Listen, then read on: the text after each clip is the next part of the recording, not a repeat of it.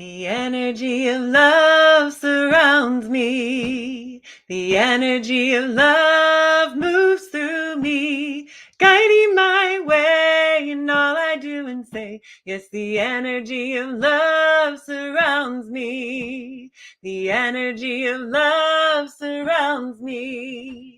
The energy of love moves through me, guiding my way in all I do and say. Yes, the energy of love surrounds me. Sing with me. The energy of love surrounds me.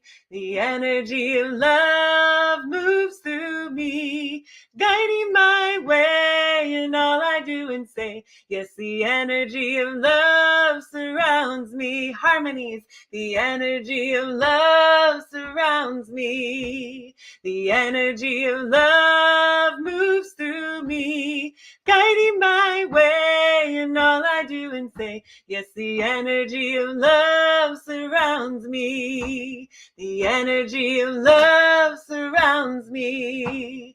The energy of love moves through me, guiding my way in all I do and say. Yes, the energy of love surrounds me. One more time. The energy of love surrounds me. The energy of love moves through me, guiding my way in all I do and say. Yes, the energy of love surrounds me. Yes, the energy of love surrounds me. Yes, the energy of love surrounds me. Good morning, everybody. Thank you, Heather. That's Heather Houston. Oh, so good to be with you in real time here. Yes, so good. Yes. Heather Houston. Those of you who have been in the Santa Cruz area have seen us in concert with Heather and her wonderful choir, Yala Latte, on numerous occasions. I say thank you for being with us this day. Welcome. I'm Reverend Deborah Johnson. Welcome to Inner Light Ministries.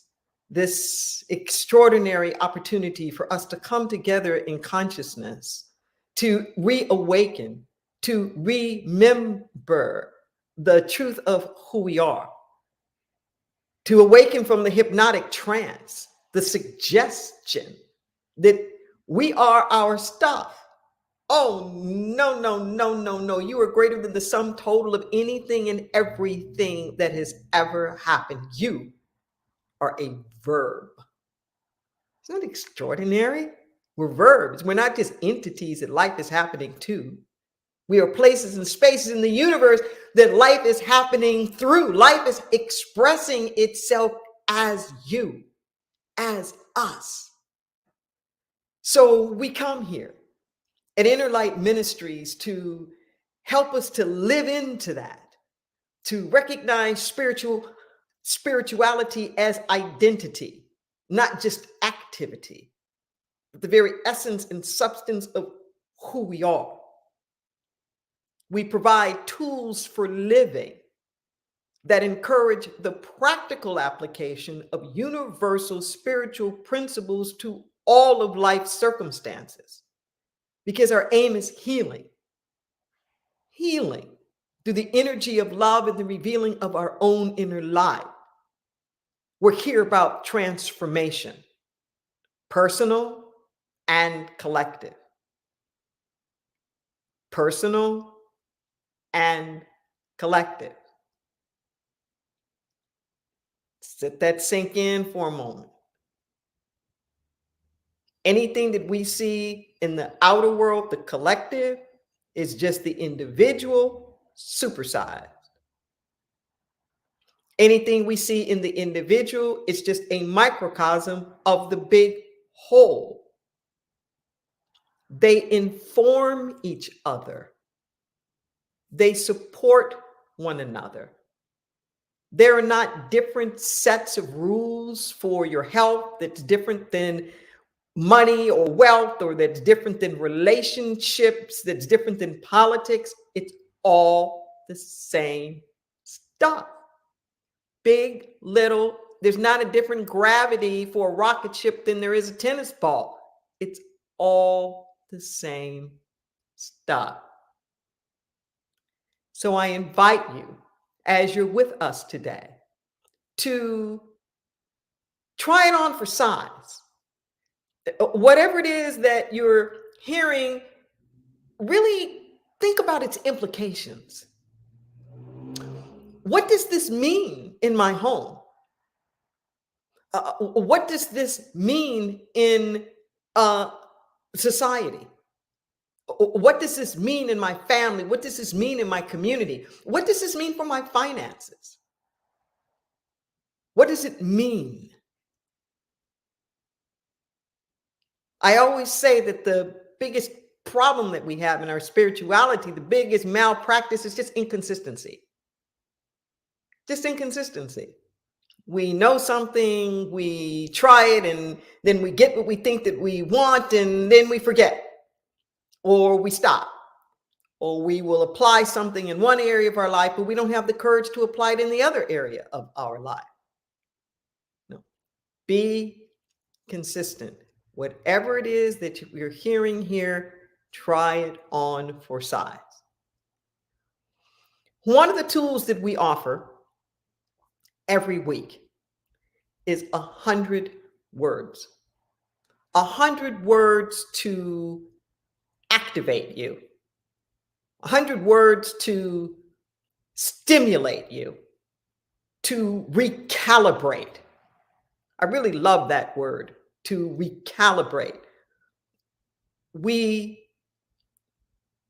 energetic fields, and sometimes we allow our frequency to resonate with frequencies that are not the highest and the best. We energetically and spiritually, like, literally dummy down. If you were to think of it as an instrument, like a musical instrument, you are forever tuning the guitar. You have to tune the guitar. If you're in a performance, maybe you stop 4, 5, 6 times because something keeps pulling at it. Okay? And just as with that guitar, sometimes we're a little flat. Sometimes we're a little sharp.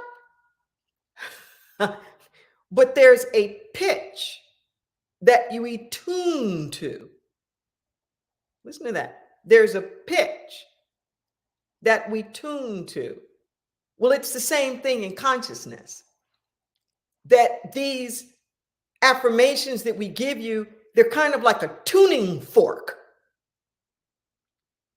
If you can calibrate to their frequencies, then the message that they're bringing, the promise that they're saying, the practice that they're highlighting, the perception that they are professing,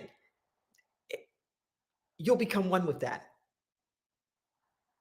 And as you become one with that, something shifts and changes within you so that you're able to unleash more of the truth of your being and who it is that you are.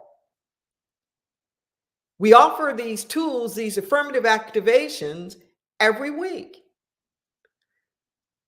Yes, we say them during the service here together, but don't make it like a to-do list, like you check that off for the week. Okay, said those affirmations. Let's just wait till next week. No. Come back. Repeat them. Repeat them. Repeat them. Let them settle in someplace deep within you. If you are able at all to be able to actually say these affirmations with me now, I'm going to invite you to do so. Our topic today is cleaning up collective karma.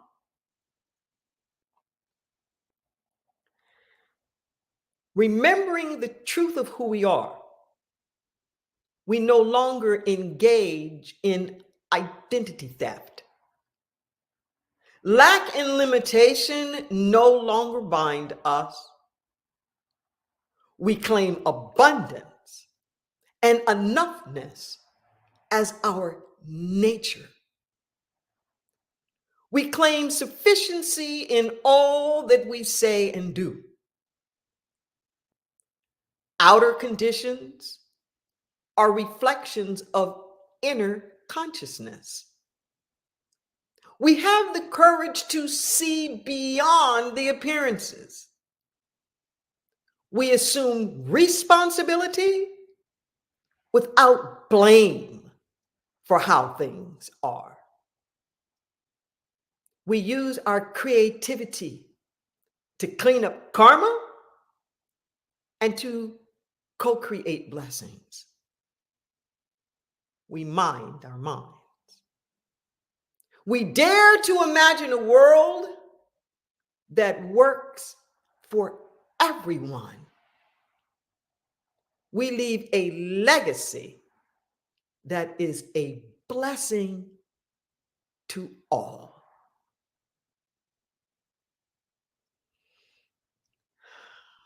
Just breathe that in.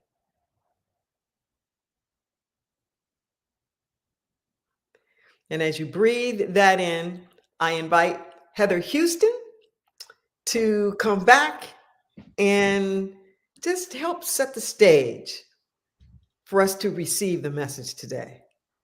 Will do. Hey, everybody. So good to be here this morning. So good to be here with you, Rev D. Oh my gosh.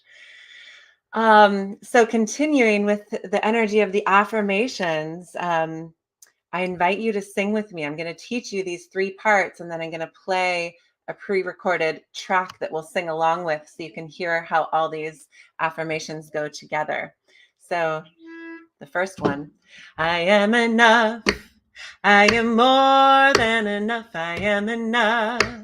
I am more than enough. I am enough. I am more than enough. And I'm reclaiming my power. Together, I am enough. I am more than enough. I am enough. I am more than enough. I am enough. I am more than enough. And I'm reclaiming my power. One more time. I am enough. I am more than enough. I am enough. I am more than enough. I am enough. I am more than enough. And I'm reclaiming my power. Part 2. There's room enough for me to be exactly who I was born to be.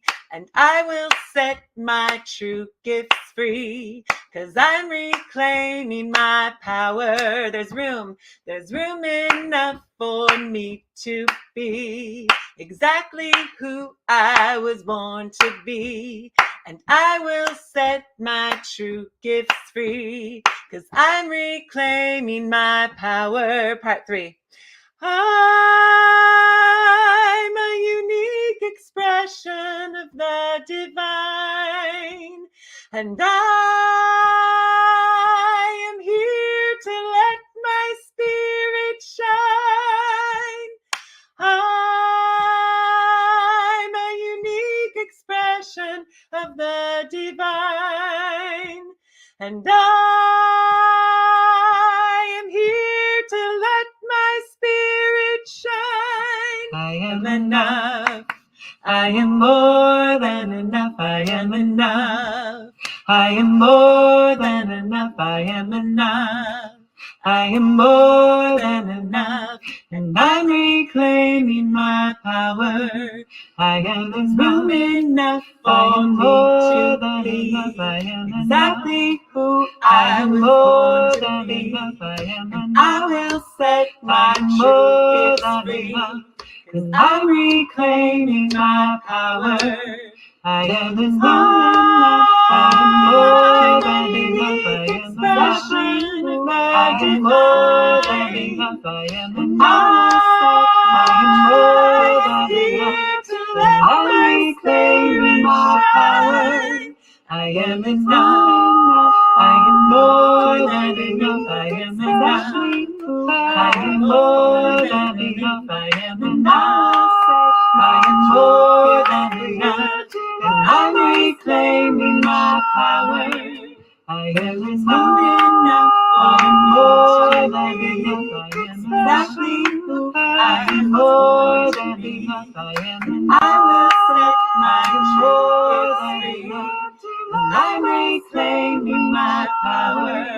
I am enough. Yeah. Thank you, Heather. Welcome. Yes, indeed. Just breathe that in for a moment. And our topic today is cleaning up collective karma. Cleaning up collective karma. So there are a lot of different ways that people think about karma. And I want to kind of set the stage here so you understand the perspective that I'm coming from. I'm not talking about karma as some kind of a punishment, so to speak. What I'm talking about is karma as the ongoing residual effects of what has been set into motion. Okay. Sometimes we refer to it as the ethers. Even scientists are referring to it as the ethers. The technologies that we're using now, for example, the cloud, is mirroring this concept of the ethers.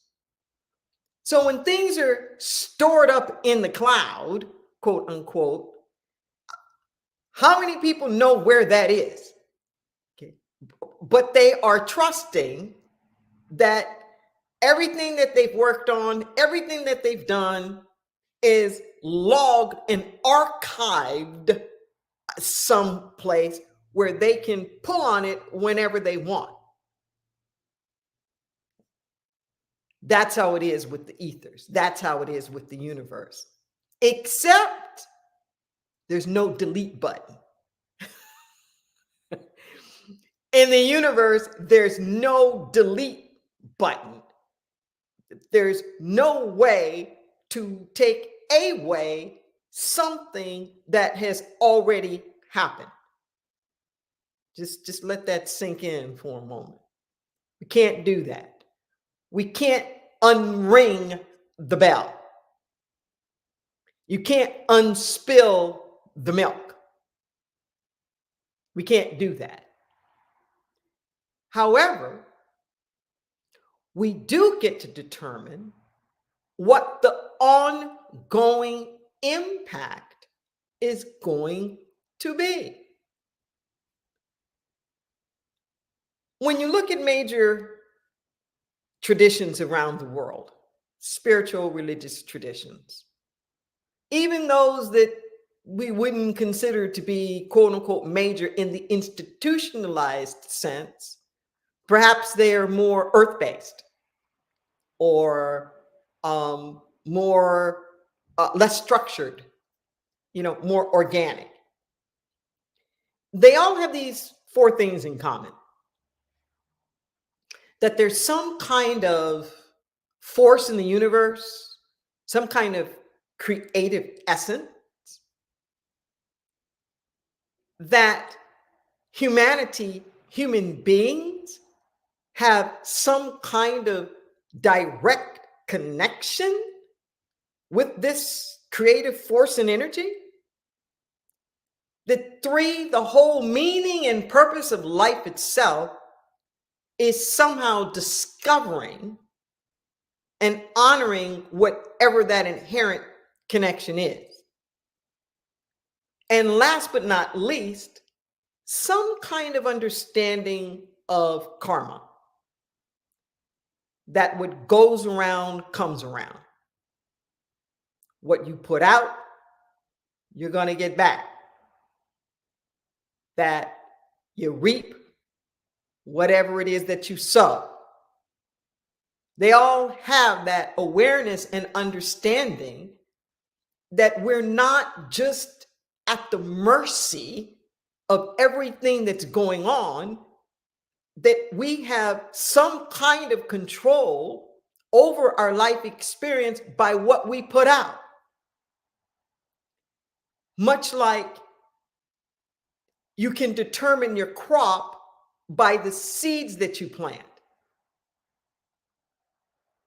You plant carrots, you get carrots. You plant potatoes, you get potatoes. And if you want potatoes, you have to plant potatoes. You're not going to get apples just by thinking about it. You actually have to begin with the seed of that and really plant it. Take a breath. Everything that has ever happened before, every thought, every vibration, every idea is still out there. It's still out there, and it is available to be tapped into. Wonderful news, and kind of scary too. In prayers, when you have people calling in the wisdom of the ancestors, you hear them calling in the powers of the element, or the directions. It's all there. It's all there. Just what are we tapping into? Just think about that for a moment. What are you tapping into? What vibration do you resonate with? What attracts you? What pulls you? What are you amplifying? What are you in agreement with? What tuning fork are you tuned into? Or is your tuning fork social media? So whatever it is that's trending out there, that you're resonating and you're vibrating and freaking out with whatever the news is? Are you tapping into something deep within that's not temporal, that's not transitory, that's not coming and going with the day? Anchored in something that's solid, that's not shifting.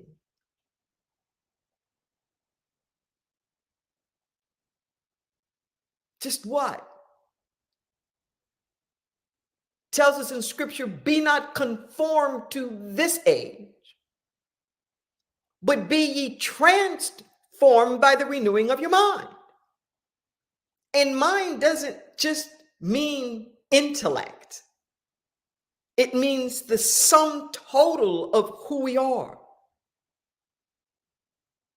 The sum total. That being transformed.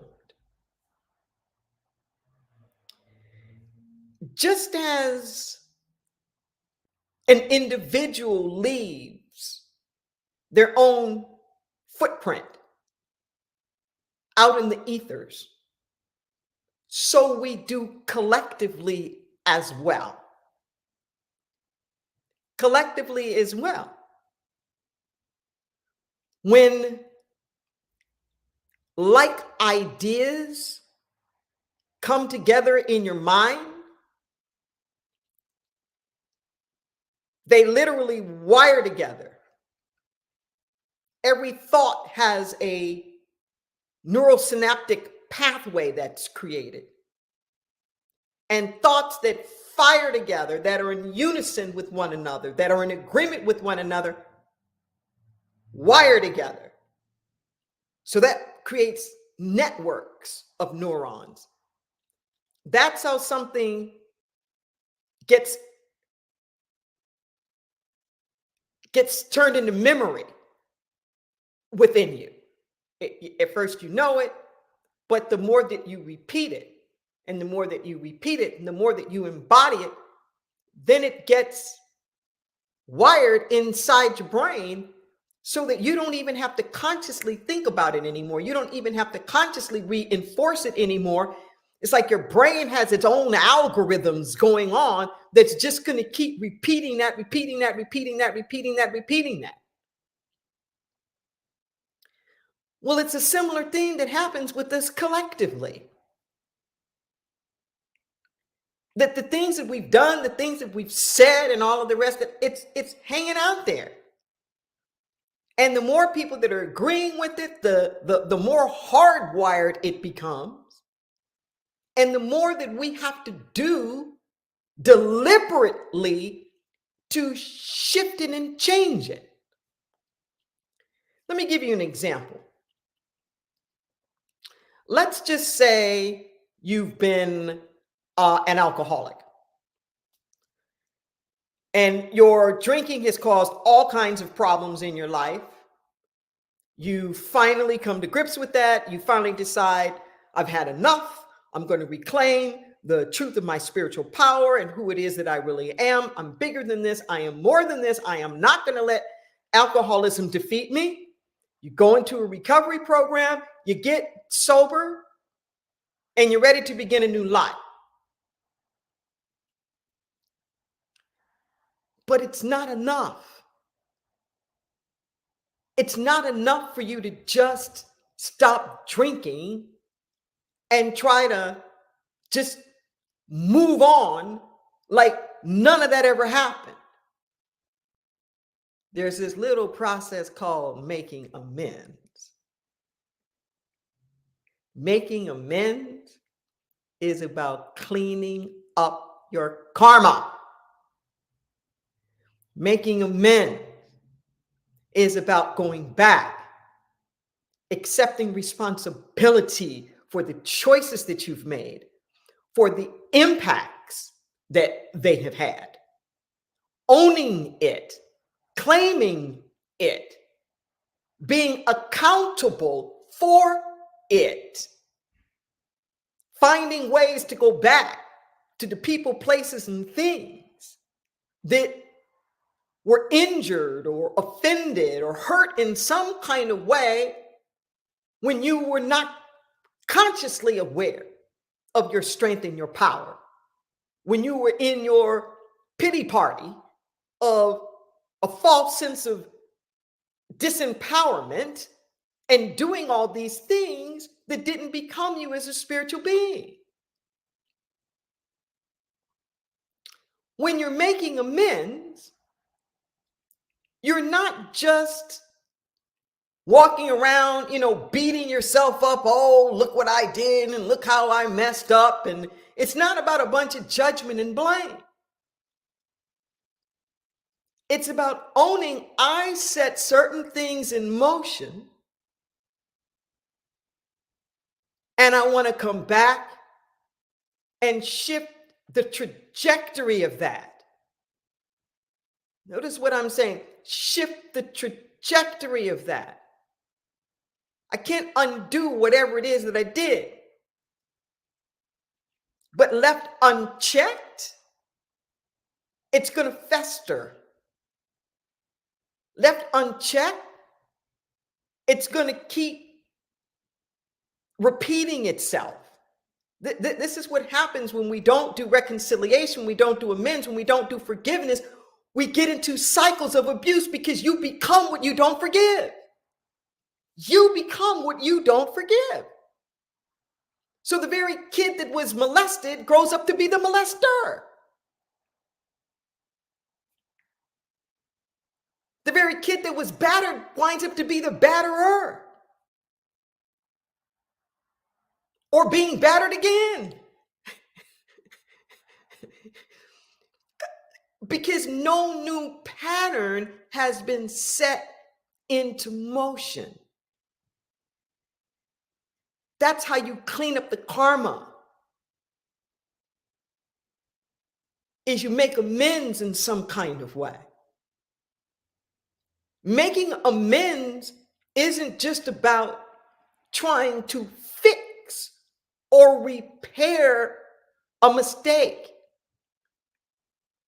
It's about doing something new today that counteracts, not eliminates, but counteracts. Maybe the people that you've hurt or offended aren't even on the planet anymore. But you find some other kind of way.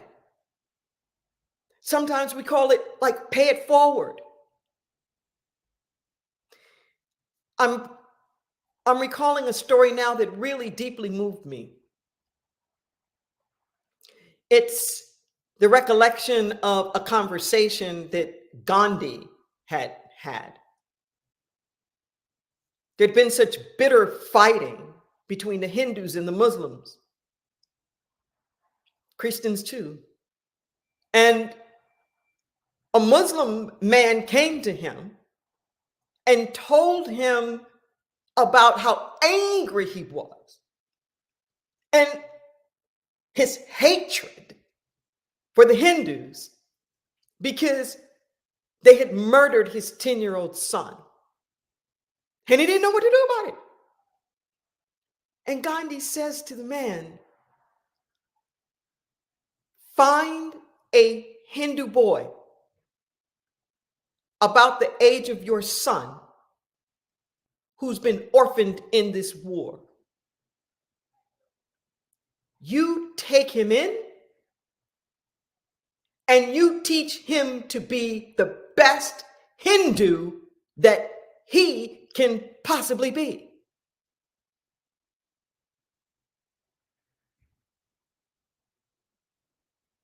That's deep.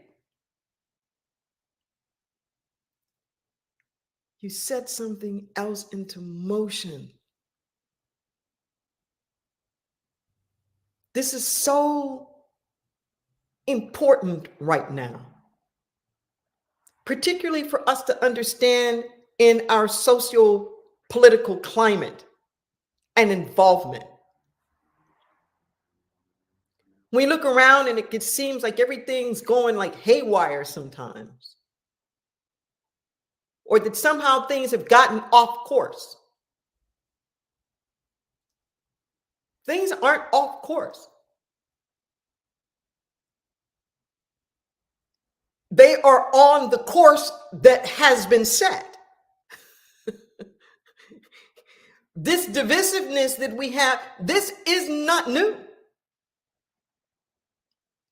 There's just times when it's a little bit more pronounced than others. But from the beginning of the first documents of this nation, we have been a nation divided. From the very beginning. These individual colonies that only came together under a common enemy to fight the British, to create their own country, but even the compromise in that when they could not come to any kind of agreement over whether there was the right to enslave people or not, and created this compromise of quote unquote slave states and free state. But it had to be equal, an equal number. Listen to what I'm saying. This razor thin edge divide, 50-50, 50 this side, 50 that. That's been our history all along. And then putting Washington, D.C., creating this line called the Mason-Dixon line that runs straight through Washington, D.C., where everything north of it, south of it, slave state, free state, which is part of the reason why Washington, D.C. is not a state. So it wouldn't count in that balance of power. And they could still have their slaves there.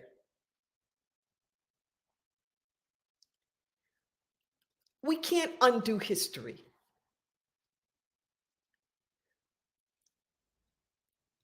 But you can't clean up karma unless you admit the history.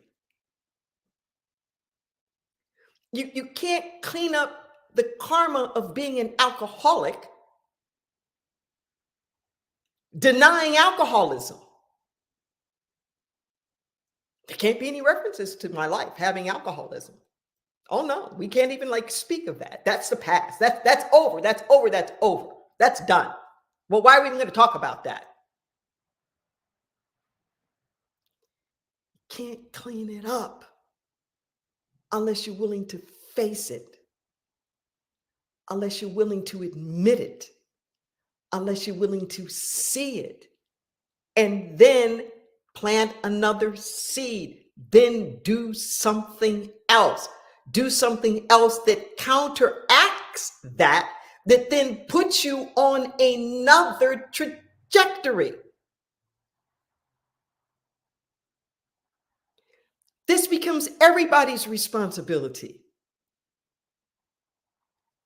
I'm not talking about blame.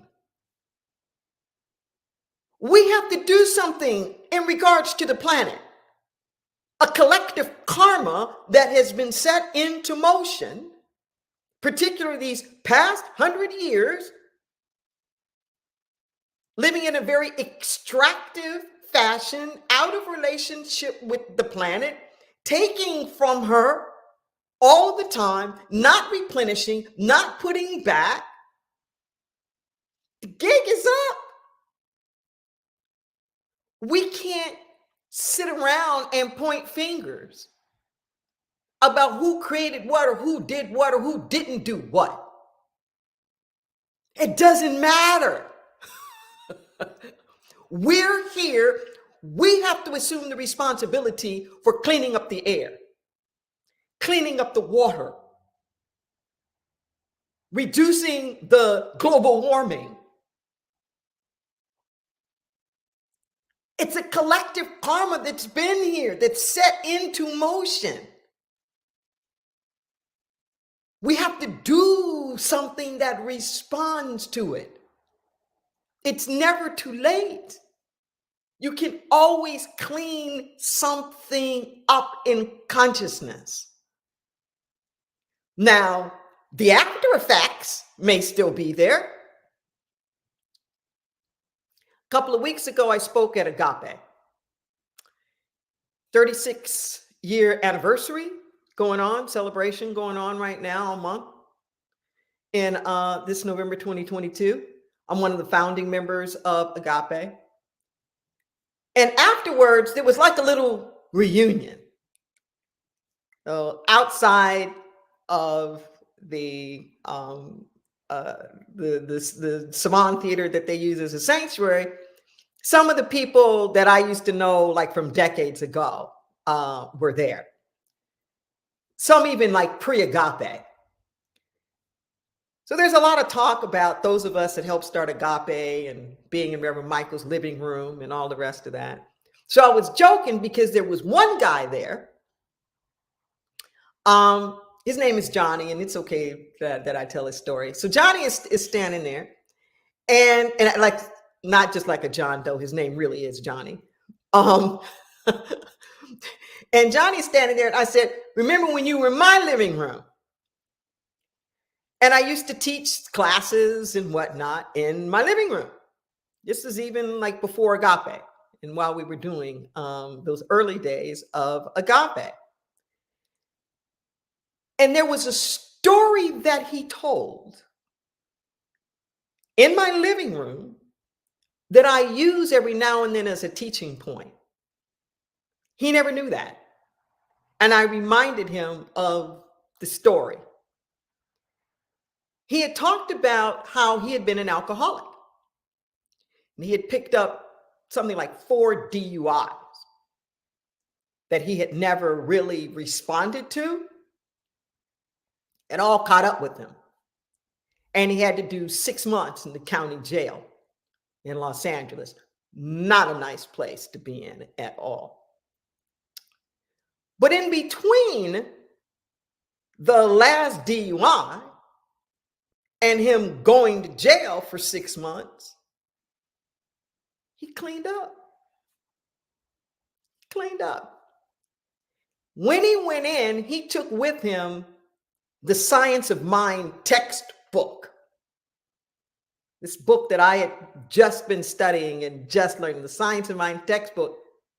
And he said he read it from cover to cover. I'll never forget what he said. He said they thought that they were punishing a drunk, but that man didn't exist anymore. I bring this story up to say that sometimes, in terms of karmic effects, there's something in the material world that has our name on it. He wasn't going to escape jail because of what he had done before, not in the governmental system. However, he took that time. I tell this to the guys in prison all the time. Chronos. It comes from the Greek word chronos, where it's just undifferentiated markers in time, like 1 o'clock, 2 o'clock, 3 o'clock. It says the government gives you time, but there's another Greek word, kairos, which means a season, an opportune time, like a right moment when something's happening. Like when we say, the time has come for this, or in this age, we're talking about kairos. And I tell the guys all the time, take your chronos and turn it in kairos. And that's what he did. That's what he did. So the not drinking anymore didn't necessarily get him out of having to go to jail, but when he went to jail, that was a transformative experience. He set something new into motion. He cut the karma. He cut the karma. He didn't go in as a broken, drunk man. Oh, you know, I'm being punished and oh, what I did wrong and whatnot. No. Okay. I did that. Do the crime, got to do the time. All right. But what am I going to make of myself now? Not even when I get out, but in the middle of the mess, in the middle of being in jail. Cut your karma. Cut your karma. Start something new. Put something new into motion. We have to do the same thing collectively that is happening individually. We have to set something new into motion, but we can't set it into motion lying about where we were, what happened, or what didn't happen. The nation wasn't built on liberty and justice for all. It wasn't. And we gotta quit pretending like it was. It wasn't. But what we can do is step into the promise of that and start planting some new seeds that actually are that. The other has such deep roots. We can prune it back, but you know what happens when you prune something back? Bam, it just comes back even stronger. That's why you keep doing this loop-de-loop, this loop-de-loop. No, if we want to clean up the collective karma, just as if it were an individual, we have to own up to whatever it is, whether it's something that happened in your family, something that happened in your company, your business, in your community, in your nation, in your church, whatever. You clean it up by acknowledging it and then setting things into motion that counter that energy, that set it on another trajectory. That's our job. Don't come up with a bunch of excuses. I don't care what it is. It's got to be cleaned up, all of it. The isms, oppression, pollution, like all of it. Don't come up with, oh, well, you know, my parents just got here from Ellis Island. We didn't have anything to do with that stuff. I don't care. You're here. Well, I didn't have anything to do with, you know, the fossil fuel. No, you're here. You're here. You're alive. We're participating. And it becomes incumbent upon each and every one of us to live our highest, to do our best. And I'm going to end on this. In scripture, it says that the sins of the father are visited upon the children.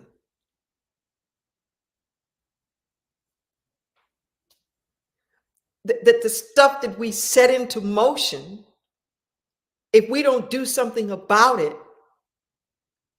the next generations are going to wind up with the impacts of it. But the word sin isn't just about bad behavior. Linguistically speaking, in scripture, it literally means to miss the mark. Like an archer, to miss the mark. It's not about the bad thing that you did. It's about the good stuff you didn't do. Check out the difference there. We get so obsessed in the corrective thing about wanting to be punitive and punish for what did happen. But the notion of sin is missing the mark. What did you miss? What have we been missing? With all this supremacy and oppression and degradation, what have we been missing? And that's how you cut the karma. To go in and correct and start setting into motion the things that we've been missing. The interconnectedness, the oneness, the realization of ourselves as sons and daughters of each other, brothers and sisters of the Most High. That we're from the earth. Literally, the stuff that she's made of, the stuff of the galaxies, it's what we're made of. To be in right relationship. Admit it, whatever's gone on, and get into right relationship. And that's how you clean up karma, individually and collectively. Think on these things. What marks have you missed? And what are you willing to do about it?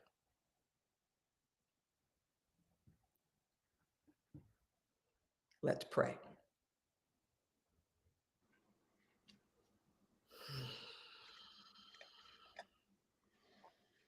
Turning within in this moment. Oh, we are so grateful. We're so grateful for the opportunity to come together. We're so grateful for the chance to pause and to reflect and to remember, to uplift, to support each other.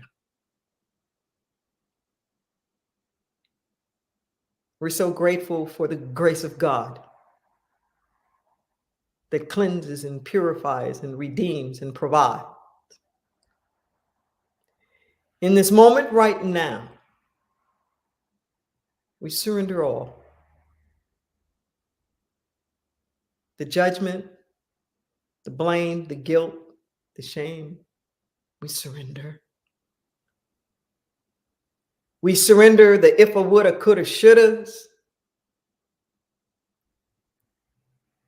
We surrender the hopes, the dreams, the desires, the agendas, the timetables. We lay them down. And we allow for the divine to give us a kaleidoscopic twist of consciousness. Just to see differently. We see possibilities. We see the goodness of God that is at hand. We see the truth of who we are. Forgive us our debts as we forgive our debtors.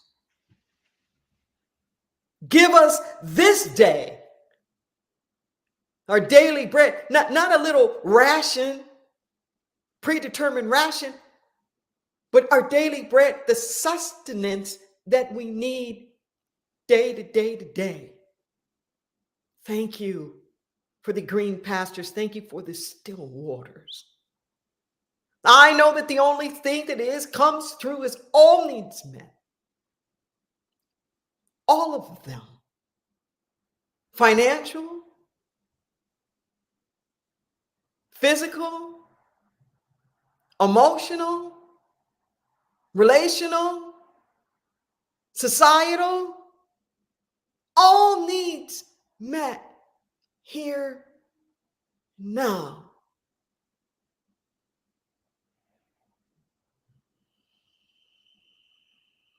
We breathe this in. We stand in it. We know it. There is nothing too big for the divine and no detail too minute for its attention. The same energy that has the galaxies in orbit is splitting the cells in our body temple. How good it is to know that we are part of the only thing that is. We rest in this. We bless one another in it. We get out of the way and allow that which is perfect, whole, and complete to express itself in, through, and as everything about us. It's good. We just allow it to be. And so it is. So it is. Amen.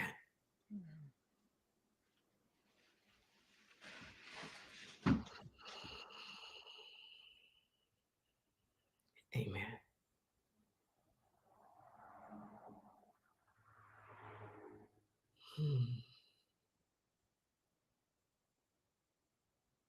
Can you just hum a bar of something, Heather, to seal this? Mm-hmm. Just.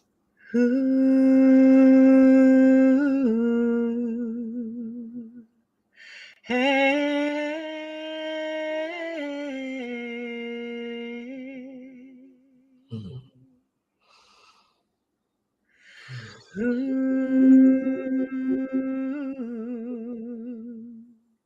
Hey.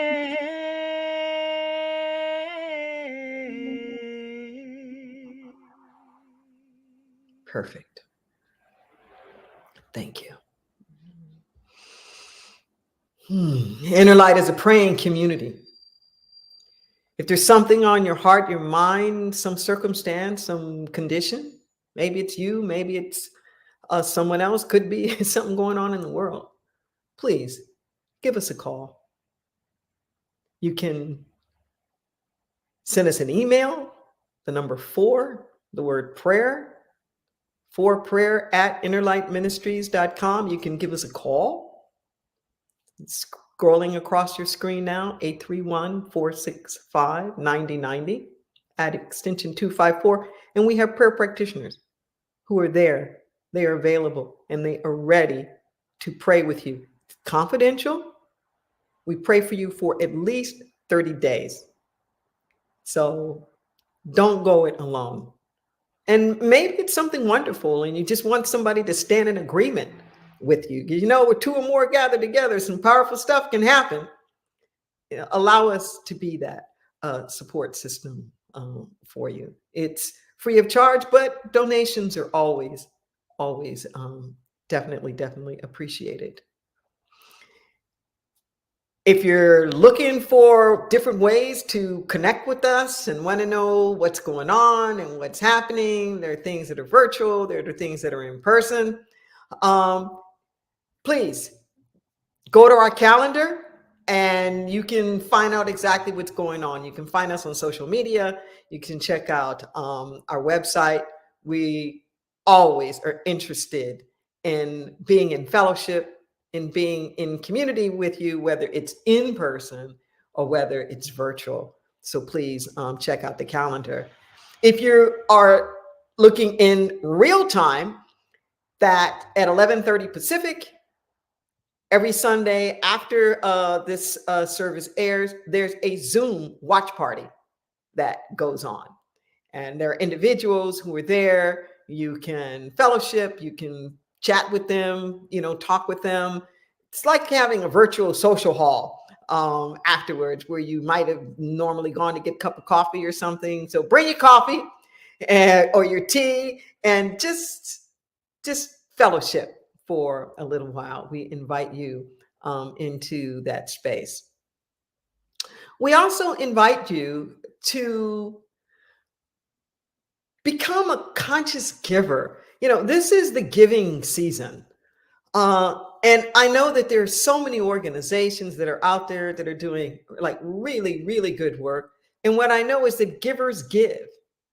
Givers give. Givers give to a lot of different places.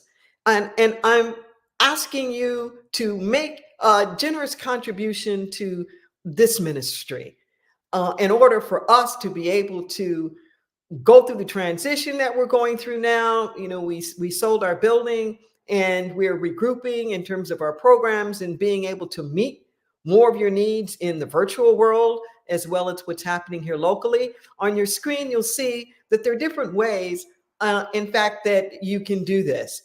You can use the QR code with your phone. It'll take you to our donation site. There's donation portals that are there.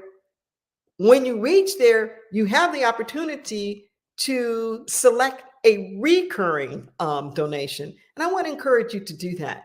It's a wonderful way to be able to know that regardless of whether you've tuned in or not, you don't even have to think about it, that a monthly contribution is in fact being made to Inner Light Ministries. You can text to give. You can also use Cash App.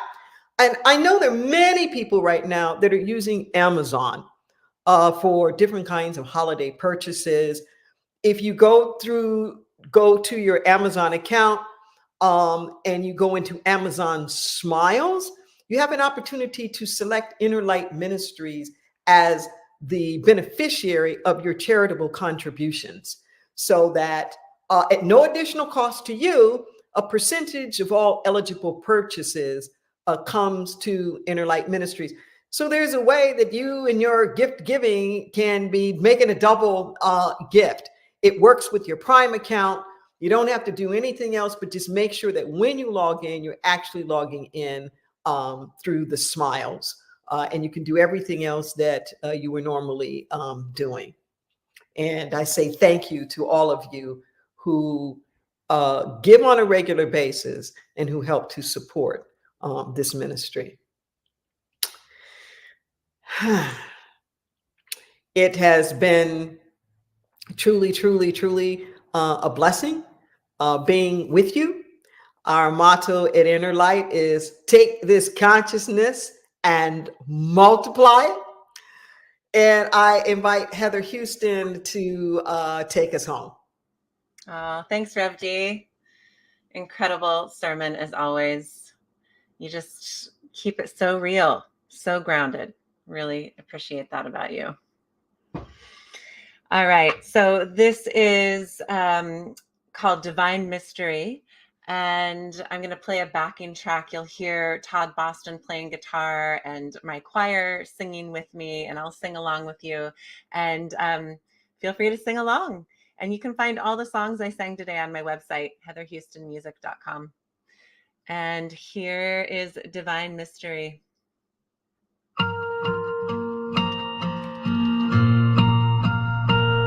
Oh, I am opening up for a dance with divine mystery. Oh, I am trusting the path that's unfolding before me with ease. Oh, I am opening up for a dance with divine mystery. Oh, I am trusting the path that's unfolding before me with ease. Just let go now. Just let go. Just let go now. Then you'll know. Right on time now. Time's arrived. Right on time now. I'm alive. Oh, right on time now. Time's arrived. Right on time now. I'm alive.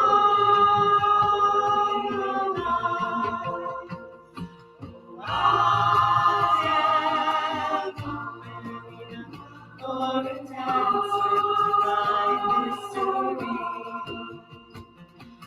I am trusting the path that's unfolding before me with ease. Just let go now. Just let go. I am trusting the path that's unfolding.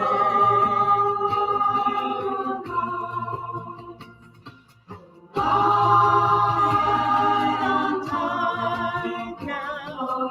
Time's arrived. Right on time now. I'm alive. Oh, I am opening up for a dance with divine mystery. Oh, I am trusting the path that's unfolding before me with ease.